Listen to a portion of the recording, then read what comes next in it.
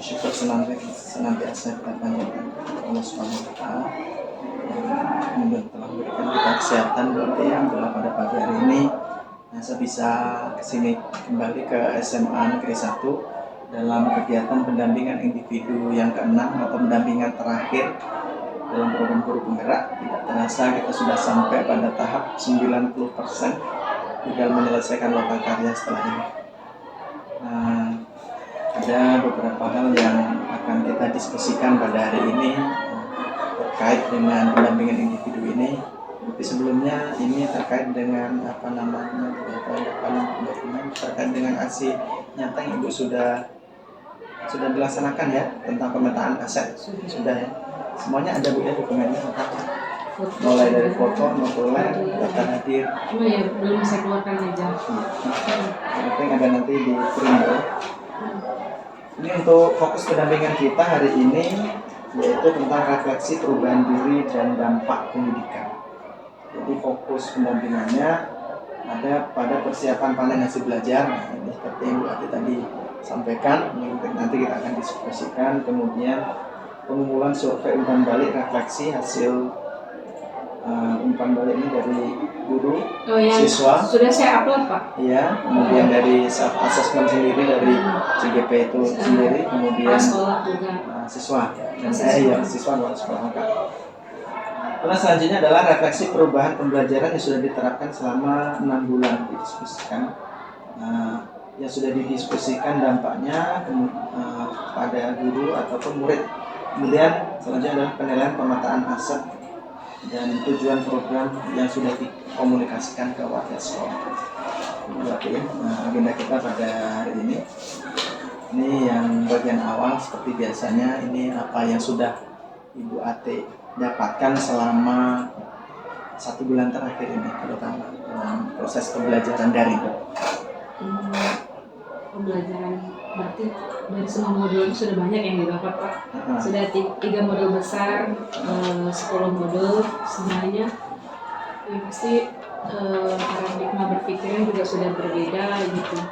Dulu yang penting ngajar aja gitu, sekarang kan sudah berbeda lah Pak pola pikir. Apalagi sekarang yang terakhir ini modulnya yang tentang program yang berpihak pada murid. Jadi memang fokus kita tuh tetap ke murid gitu. Bagaimana memang menciptakan pembelajaran yang berpihak pada murid, bukan semutnya guru lagi gitu. Bukan tergantung moodnya guru lagi. Pokoknya fokusnya ke siswa. Ke siswa. Pokoknya semuanya demi siswa. Oke, luar biasa ya. Ini yang sudah Ibu dapatkan selama 1 bulan ini dalam pembelajaran dari modul-modulnya. Juga dari jurnal pantauan, Ibu Ati juga sudah cukup aktif dalam kegiatan pembelajaran daring, baik di mulai dari kegiatan mulai diri, eksplorasi konsep, dan juga ini ruang kolaborasi, kemudian elaborasi pemahaman, aksi nyata, dan juga refleksi ya. Itu juga saya lihat juga sudah cukup baik. Terutama dalam ruang kolaborasi ini salah satu bagian yang sangat penting dan terlihat Bu Ati sudah punya inisiatif yang bagus terkait dengan hal tersebut. Kemudian punya semangat untuk berkolaborasinya sangat tinggi dan mau mengambil peran di dalam sebuah diskusi. Kemudian Bu Ati ini terkait dengan refleksi hasil survei 360 derajat yang sudah Bu Ati sebarkan dengan rekan sejawat, kepala sekolah dan juga siswa, ataupun penilaian diri sendiri. Nah, ini tentu dari hal tersebut, dari hasil yang diisi oleh rekan sejawat dan seterusnya tadi kepala sekolah dan siswa, itu kan Bu Ati bisa mengambil refleksi dari hal tersebut. Kira-kira apa yang menurut Bu Ati kurang, yang perlu Bu Ati perbaiki? Yang perbaiki itu yang pasti lebih ke itu sih Pak. Bekerja sama saya langsung bekerja samanya lebih Tingkatkan ya. Ditingkatkan. Ya terkadang kan apalagi perempuan yang kadang mut-mutan gitu kan. Jadi itu yang perlu ditingkatkan. Moodnya harus dijaga berarti Bu ya. Terus juga lebih mengajak juga kawan-kawan lain gitu, kayak pengembangan diri, karena itu kan semuanya kan nanti di PMM kan banyak juga kan disuruh ikut pelatihan, karena yang di pelatihan mandiri yang di PMM, jadi ya diajak digerakkan lagi kawan-kawan ini untuk itu. Berarti kemampuan untuk menggerakkan teman-temannya, terutama dalam mengembangkan Ya, diri. karena dari guru penggerak kan memang itu sebenarnya Pak. Itu tantangan terbesar. Iya. Dan itu PR yang bisa dikatakan dialami oleh semua calon guru penggerak. Itu adalah susah ngajak mereka ini, guru-guru ini yang di fase saya udah nyaman dengan keadaan seperti ini. Kenapa harus sulit ya? Dan tanpa itu pun saya tetap mengaji gitu ya. Itu tadi antara kenyamanan dan tanggung jawab. Tapi kembali lagi kalau kita balikan Bu Ati kan ada namanya kode etik guru, kemudian hal-hal terkait dengan kewajiban sebagai seorang guru profesional kan, masuk dalam hal pengembangan diri itu kan suatu kewajiban. Jadi tidak ada alasan untuk mereka untuk menolak sebuah pengembangan diri, karena pendidikan itu selalu berprogres dari generasi ke generasi, itu selalu ada hal-hal yang baru. Sama kayak kemarin saya bilang ke siswa, hidup itu adalah belajar. Jadi kalau kamu capek untuk belajar, berhentilah hidup. Untuk hidup. Jadi pernah saya ngasih itu juga ke guru gitu. Gimana nge-flat aja gitu. Kalau siswa kan, iya bu. Kalau gurunya nge-flat gitu ya sudah lah. Gitu kan. Sekarang menurut yang sudah baik apa? Yang sudah baik, program-program sekolah sudah banyak yang dilaksanakan, kayak kemarin guru-guru diikuti dengan kalau baiknya sudah membuat beberapa program Bapak yang untuk meningkatkan kompetensi kawan-kawan ini. Terus juga yang kayak ada yang diskusi terkait dengan kayak mana diferensiasi. Jadi saya sendiri juga sudah paham untuk menjelaskan, apalagi teman-teman PPG ini banyak juga yang bertanya gitu. Kesempatan sebetulnya. Iya, makanya apa yang saya tanya ke Pak Zaki dulu, itu yang mereka tanya ke saya sekarang gitu. Jadi berarti bisa enggak masa bisa dalam 2 JP itu masuk ke 3 diferensiasi? Maka saya pertanyaannya sama ya, pertanyaan bodoh saya kemarin gitu. Cuma yang saya karena belum paham kan dari modul kayak mana kayak gitu. Nah, terus rencana mengajar seperti apa? Saya tanya seperti itu kan, kayak gini. Nah itu kan sudah dapat. Nah, terus tugas dia bilang sama yang semua, jangan, berarti nggak dapat produknya. Apa? Mereka cuma membuka pikirannya aja, karena mereka belajar mandiri Pak. Itu kelemahannya di situ. Iya. Kelemahannya di situ. Jadi itu kesempatan berbagi ketika dia mereka membutuhkan. Nah ini kesempatan kita untuk itu. Sama saja di total dadakan kemarin sampai modul ajar guru piloting itu diserahkan ke saya, Pak tolong Pak periksa satu-satu gantian ya. Kak kelas saya itu wah gantian nanti jam kedua saya datang. Wah ini kayak dosen ini malah saya ini. Ya sama kalau nanti sampai ngecek malam-malam. Bisa mau buat tinggal Bu ya enggak apa-apa kan. Ini ya sudah tuh. Nah, diferensiasi produknya ini, konten ini, merasa ini. Nggak perlu dah ini kayak membagi kelompok kan banyak cara membagi kelompok anak kan. Nah, Ibu maunya kayak mana? Kalau kayak ini kita harus ada ini. Oh iya katanya iya.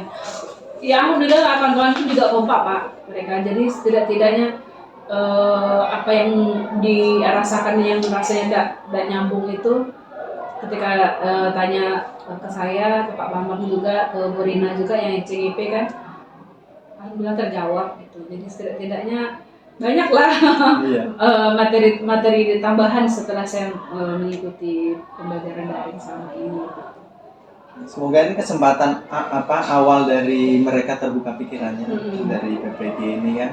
Kemudian Bu Ati secara konsisten kan nanti seperti Bu Ati tadi mengajak berkolaborasi, berdiskusi dan seterusnya, jangkauan pergerakannya semakin banyak. Nah, ini terkait dengan rencana ke depan Bu Ati ini agar semakin kompetensi Bu Ati dalam guru penggerak semakin meningkat lagi. Besok kan bukan lagi CGP kan, jadi GP gitu kan. Tapi kompetensi kita kan harus selalu ditingkatkan. Itu apakah sudah ada rencana gambarannya?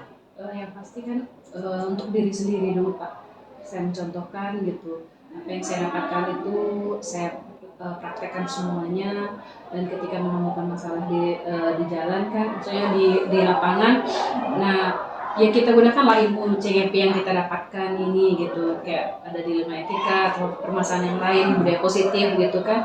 Nah kita gunakan ilmu kita ini, dan kita arahkan juga kawan-kawan setidak-tidaknya mencontohkan dengan kegiatan seperti ini. Walaupun tidak semuanya langsung berubah, minimal pandangan mereka dulu lah berubah gitu dalam menghadapi sesuatu itu berubah. Kalau sekarang kan kami masih kayak hukuman apa tuh masih gitu. Kayak anak yang dudeknya pintu gerbang tutup mau jalan gitu, push up juga ada, masih ada satpam yang masih kayak gitu. Itu kembali ke tadi masalah budaya positif ya, berarti nanti sedikit demi sedikit. Itu kemarin beberapa sekolah juga memang minta tentang budaya positif, sama isi juga tentang budaya positif. Jadi nanti di sini juga bisa disampaikan kepada guru-guru, kemudian berarti juga bisa berbagi, misalkan di kombel atau apa kan, tentang pentingnya budaya positif pada posisi kontrol minimal pada batas sebagai seorang teman ataupun namanya seorang teman. Jadi kalaupun nanti ada hukuman, bukan lagi hukuman tapi minimal konsekuensi. Itu terendahnya seperti itu. Cuma permasalahan sekarang kan SMA nih Pak. Di lebih dalam lagi ya. Oke, terkait dengan ini perubahan dari dalam pembelajaran. Pelatih kan selama ini sudah menjadi guru penggerak selama 6 bulan. Hampir masuk ke bulan ke-7 ini. Kira-kira apa yang Bu Atik, kesan apa yang Bu Atik dapatkan gitu kan, pembelajaran apa yang sudah Bu Atik peroleh yang bisa diceritakan, dan bagian-bagian mana yang menurut Bu Atik menarik dan bagian mana yang sebuah tantangan itu. Langsung pertanyaan yang beruntun. Bahwa merasa tidak dapat pembelajaran Pak ya, banyak sekali gitu. Contohnya tadi kan yang teori tentang diferensiasi itu sudah bagus, maksudnya sudah lumayan paham lah gitu. Apalagi ada yang kepemimpinan murid gitu, bagaimana kita bersama kan, rata-rata setiap kegiatan, setiap acara ini kan maaf doktrin gurunya aja gitu. Kita buat kayak gini nanti ya, kayak ini. Nah kan biasanya kayak itu, nggak memang apalagi kayak program siswa yang program OSIS itu, kalau bisa dikatakan itu tinggal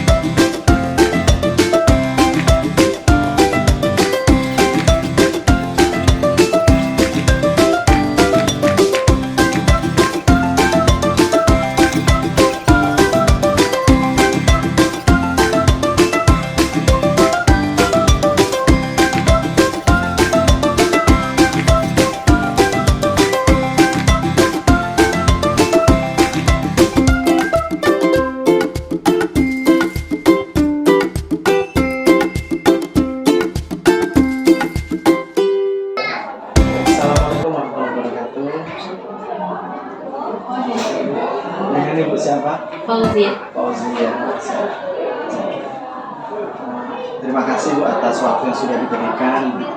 Ini terkait dengan nanti ada sedikit diskusi ya, terkait dengan pemetaan aset yang sudah dilaksanakan oleh Ibu Ati selaku CGP. Jadi kemarin Ibu mengikuti ini ya, apa namanya kegiatan? Di hari Senin. Iya, kegiatan pemetaan aset ya. Terus dalam proses kegiatan aset terus kemarin bagaimana prosesnya? Prosesnya berjalan dengan lancar. Mungkin bisa diberikan gambaran atau kegiatannya kemarin? Kegiatannya berarti menyiapkan PowerPoint ya dari layar kemarin kita di pagi Senin, terus juga ada materi tentang kekuatan aset, ada banyak juga sih materinya kemarin ya. Karena semuanya juga ya kemarin kan. Ya awalnya sempat bingung apa yang mau dibahas itu kan sama Bati gitu kan. Jadi mungkin ternyata ada kegiatan dari Bati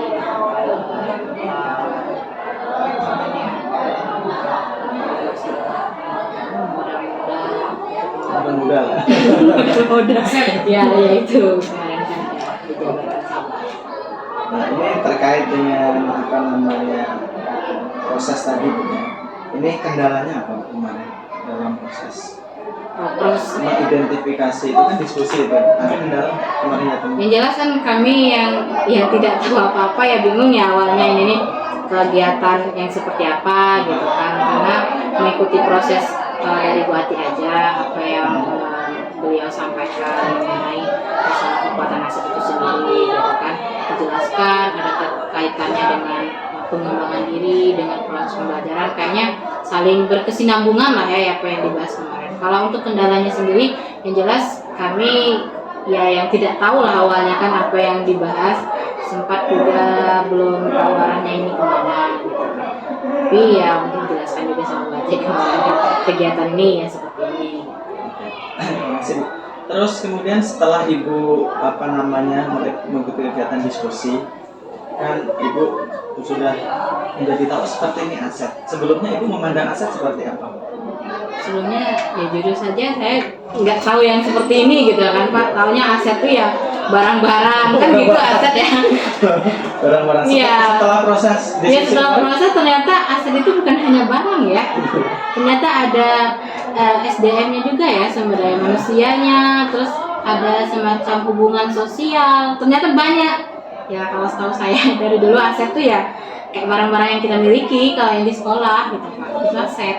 Nah, setelah Ibu tahu itu perasaannya bagaimana Bu? Jelasnya kita punya ilmu baru ya Pak. Sebelumnya kita nggak tahu apa-apa nih, ternyata aset itu cuma tahu ada meja di sekolah, ada kursi, itu kan aset ke kita ya. Ternyata aset itu bukan itu aja, ada aset dari sumber daya manusianya seperti guru, tenaga pengajar, kayak gitu kemarin dijelaskan. Terus juga ada apa kemarin tuh aset yang termasuk aset juga yang hubungan sosial kayak gitu ya Pak. Kemarin nggak salah saya. Terus juga dari segi ya prasarana itu ya saya tahunya ya itu aset gitu kan. Sarana prasarana. Iya itu. Nah, kemudian apa namanya terkait kan sudah didiskusikan. Jadi bagaimana kalau menurut Ibu perkembangan pemanfaatan aset di SMA ini? Oh di sekolah ini. Ya kan setelah tahu yang jelas kan awalnya saya tahu aset itu hanya barang lah, ternyata tidak gitu, ada banyak yang tercakup di dalam aset itu sendiri gitu. Kalau untuk pemanfaatannya sendiri jelas ya Pak, seperti dari tenaga pengajar di sini cukup baik gitu kan Pak, karena kayaknya sudah lengkap gitu saya rasa ya Pak, kayak ada yang tenaga pengajar yang sudah lulusan magister gitu kan, artinya mereka sudah punya ilmu lebih gitu kan Pak. Ada lagi guru pengembangan dari P3K, artinya mereka punya daya ilmu tambahan lagi. Terus juga selain dari sumber daya manusianya, kayak fasilitas yang diberikan oleh sekolah juga bisa membantu siswa-siswi kita gitu kan, seperti pemanfaatan labor seperti itu kan Pak. Terus juga sekarang kan kita kurikulum merdeka gitu kan, sebenarnya itu dibebaskan. Jadi kita nggak hanya terpaku belajar di dalam kelas. Jadi banyak guru-guru yang belajar tuh tidak di dalam kelas, belajar di bawah pohon di luar gitu kan. di bawah pohon rindang kalau kata DPR, DPR namanya. Ada yang di pendopo. Jadi memang sekarang tuh kalau saya lihat ya Pak, dari setelah kegiatan ini ternyata ada hubungannya. Pemanfaatan untuk proses pembelajaran memang cukup baik, ya lumayan lah Pak. Walaupun pastilah ada kekurangannya gitu Pak. Namun ya pihak sekolah ataupun yang lainnya juga selalu berusaha untuk memperbaiki lah apa yang menjadi kekurangan kita. Berarti intinya aset di sini sebetulnya sudah berjalan ya sesuai dengan apanya pemetaannya saja yang ternyata belum komplit, belum lengkap. Setelah tahun ini Terima itu aset gitu. dan nantinya akan dipetakan ya Bu Ati ya. Dan dipetakan rapi, dan ketika sudah dipetakan itu kan pemanfaatannya menjadi lebih jelas lagi.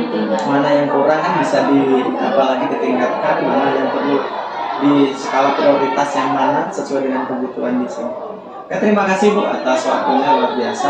Semoga bisa di SMK bisa termanfaatkan dengan semaksimal untuk kemajuan sekolah.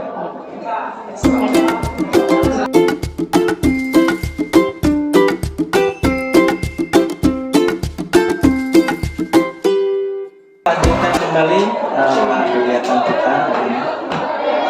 Tadi kita sudah berbincang, berdiskusi terkait dengan pemetaan aset bersama dengan salah seorang guru di sekolah Ibu. Terima kasih atas kerjasama yang Ati sudah lakukan, dan dari apa yang sudah disampaikan tadi ternyata banyak hal yang sebelumnya paradigma yang mereka pikirkan terkait dengan aset. Mereka menganggap aset adalah sesuatunya sifatnya fisik, ada laporan aset, laporan bos aset segala macam. Ternyata setelah mengetahui aset itu besar sekali, luas jangkauannya, itu menjadi pemikiran para aktor terutama yang membutuhkan informasi menjadi topik. Dan terima kasih sudah membuka pikiran mereka melalui kegiatan hasil datanya.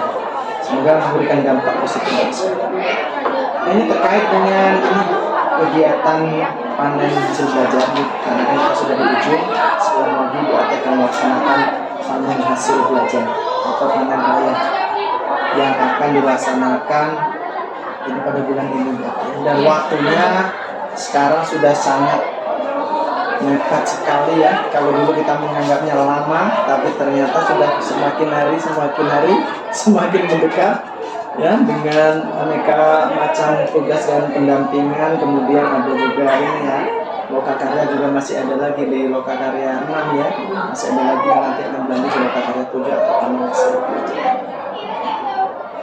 Ini apakah ada ide terkait dengan persiapan panen hasil belajar dari Ibu Ati sendiri? Ide maksudnya untuk Ide apapun terkait dengan hasil belajar? untuk desain gitu. Iya, ide di panen belajar pasti Ibu kan punya bayangan gitu kan, terkait setan mau ini, terkait ini apa Kami sudah diskusikan juga Pak. mau yang mau dibuat, mau ditampilkan terutama kan Ya yang pasti kan kami ada membuat buku ya. Iya buku. Jadi Isinya tentang apa Bu? yang dibagi 3 poin besar. Poin pertama itu pemahaman CGP ini terkait dengan materi yang dia dapat gitu. Misalkan saya kebagian materi 3.2 dan 3.2, 3.1 dan 1.2. Kenapa saya banyak? Karena ada yang nolak banyak saya. Jadi mereka dapatkan satu. Nah, terus ada 3 orang dapat 3 orang dapat 2. Terus ternyata ada yang nolak gitu. Padahal saya udah dapat 2 gitu. Makanya saya bantu lagi biar cepat gitu. Soalnya nanti nggak bisa dicetak. Iya, karena ini target ya. Iya, karena kita target. Padahal sudah terbilang nanti dibantu, ternyata ya, ibunya kesibukannya lebih banyak dari saya ternyata. Prosesnya bagaimana sekarang? Kalau sekarang sudah nunggu antrian cetak Pak. Nunggu antrian cetak ya, berarti sudah clear ya. Tapi nggak ISBN. Karena kalau kami ISBN cuma QR. Cuma sampai QR. Yang kalau ISBN itu memang sebentar ISBN Pak. Saya coba tengok alurnya di internet kan. ISBN itu kalau kita daftarkan itu cuma menunggu ISBN itu cuma 2 hari atau 3 hari. Yang lama itu adalah daftar tunggu di Purpesnas yang di perpustakaan pusatnya itu. Perpustakaan nasionalnya itu karena se-Indonesia Raya kan yang buat buku, yang mau cetak, sementara yang menerbitkan ISBN-nya cuma 1 perpustakaan. Jadi daftar tunggunya itu sampai 3 bulan. Jadi tidak terkejar. Tidak Itu kalau terkejar. nanti sudah lulus di SBN kan bisa Nah apa enggak? mungkin bisa. Bisa ya? Nah, cuma kan gezatnya nggak ada lagi lah orang-orang. Mungkin gitu. Nah, pakai QR kemarin sudah buat pernyataan surat keasliannya. Kebetulan saya ada ibu tadi. Dia penulis juga Pak. Oh, iya. Walaupun dia guru matematika, dia juga penulis novel dia. Ya, makanya saya merasa merasa anak muda. Ada bau-bau novelnya nanti. Enggak. Oh enggak, itu lebih ke antologi sih. Ya, jadi poin pertama itu tentang materi kan, pemahaman CGP itu berarti mengilustrasikan kembali gitu materi yang dia dapat seperti ini. Terus yang kedua itu ada bagian dengan penugasan. Jadi tugas-tugas kami mungkin di record ulang, ditulis ulang mungkin. Ada biografi CGP itu enggak biografi? Ada fotonya yang jelas. Ada. Terus yang terakhir itu kami bagian refleksi. Nah ini kata kuncinya di sini. Dia perasaan dia setelah mempelajari ini apa, setelah mempelajari materi ini apa yang dia dapatkan, apa yang dia rasakan gitu. Jadi apa yang sudah dia lakukan di sekolah. Jadi, Itu nanti refleksi dari CGP sendiri atau dari enggak, pembaca? kami per modul. Modulnya. Nah, jadi nanti siapa yang kebagian misalnya kayak Bu Enrika kebagian modul 1.1, berarti dia refleksinya cukup di 1.1 aja. Gitu. Biasanya kita tunggu saja ya. Mudah-mudahan. Semoga memang buku ini nantinya bisa menginspirasi. Saya buat video juga Pak. Oke, siapkan saja ya.